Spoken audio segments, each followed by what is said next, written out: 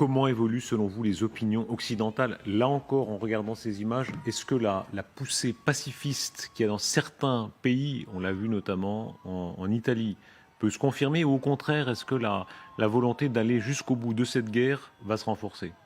Je pense d'abord qu'il faut faire une distinction entre l'Europe et les États-Unis. Il faut bien dire qu'aux États-Unis, la question ukrainienne intéresse beaucoup, beaucoup moins. Ce qui compte, c'est l'inflation, c'est la situation économique.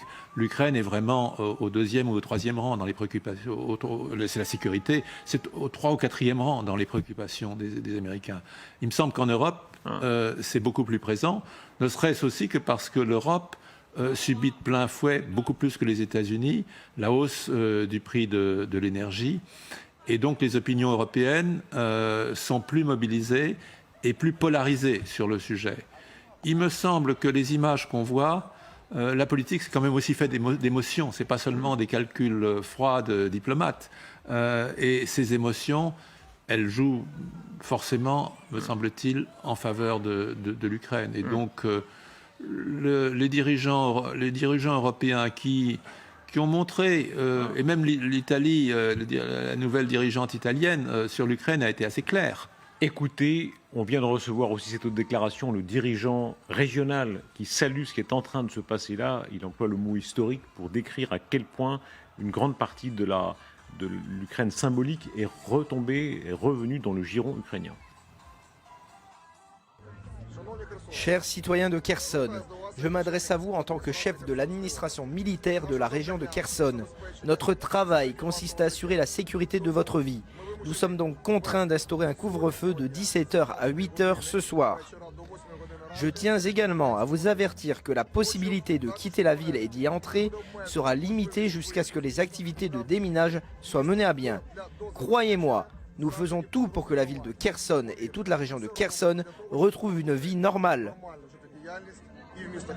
Voilà, l'histoire qui est convoquée. Puisqu'on parle d'histoire, faisons entrer l'historien. C'est Bernard Lecomte, journaliste, écrivain, auteur des Secrets du Kremlin, dont on va parler aussi, qui se joint à nous. Merci beaucoup.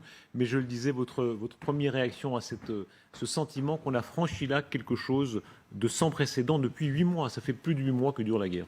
Oui, Kherson, c'était quand même la plus grande ville conquise par les Russes, donc symboliquement, pour les Ukrainiens, c'est très important. Et puis, les Ukrainiens, ils bougent dans le pays. Il y a beaucoup de gens de Kherson qui avaient des relations de famille avec avec des gens du Kiev. Il y avait des gens de Kherson qui s'étaient réfugiés à Kiev. Donc, c'était le tissu ukrainien qui était déchiré avec l'occupation de Kherson. Donc, c'est un moment de retrouvailles nationales. Bernard Lecomte, vous êtes avec nous. Bonsoir. Bonsoir. Alors je salue votre sens de l'actualité. Vous êtes un formidable journaliste parce que j'ai en main votre livre. Et dans votre livre, page 381, vous écriviez déjà ce qui est en train de se passer.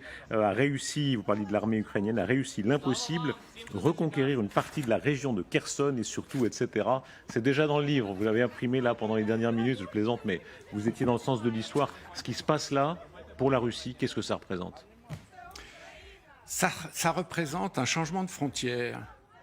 La Russie a avancé, la Russie a reculé, et c'est l'illustration formidable que, au fond, les Russes, dans un pays qui fait plus de 10 000 km de long, ne savent pas ce que c'est qu'une frontière. Les seules frontières que les Russes admettent, ce sont celles que leurs voisins leur imposent.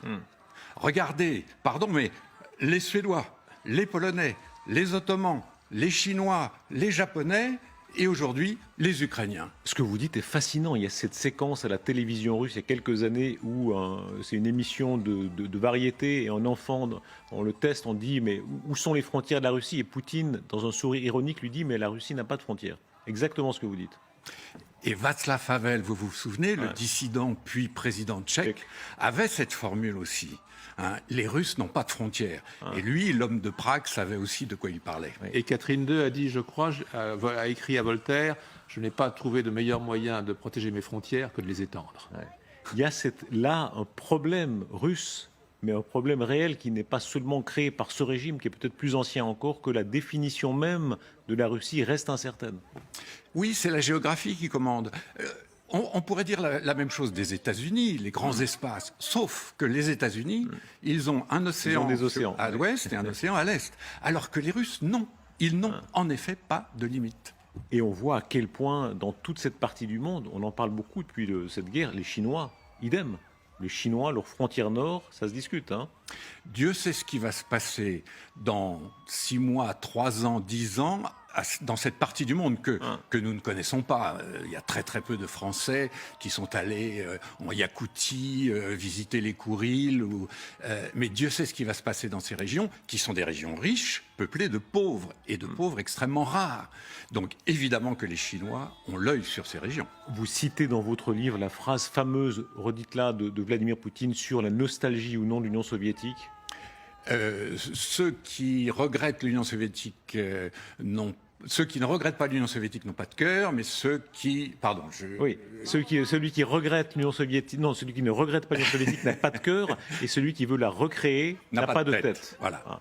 Voilà, c'est cette idée qu'on ne peut pas refaire telle quelle l'Union soviétique quand il reçoit ces images, parce que même si ces généraux ne seront pas pressés de lui montrer, quand il reçoit ces images, est-ce que ça va le convaincre en effet dans l'idée que non, on ne peut pas recréer l'Union soviétique sous une forme ou sous une autre? Vous savez, la question que je me pose, moi, c'est s'il les voit, ces images. Vladimir Poutine est dans un tel autre monde que le nôtre. Et d'une façon générale, disons-le, la population russe est dans un autre monde que le nôtre. Tout ce que nous disent les correspondants de LCI ou d'autres médias en ce moment de la Russie, c'est de dire mais tout ça on le voit pas nous. On sait à peine ce qui se passe. Ceux qui savent manier un smartphone peuvent accéder à cette info.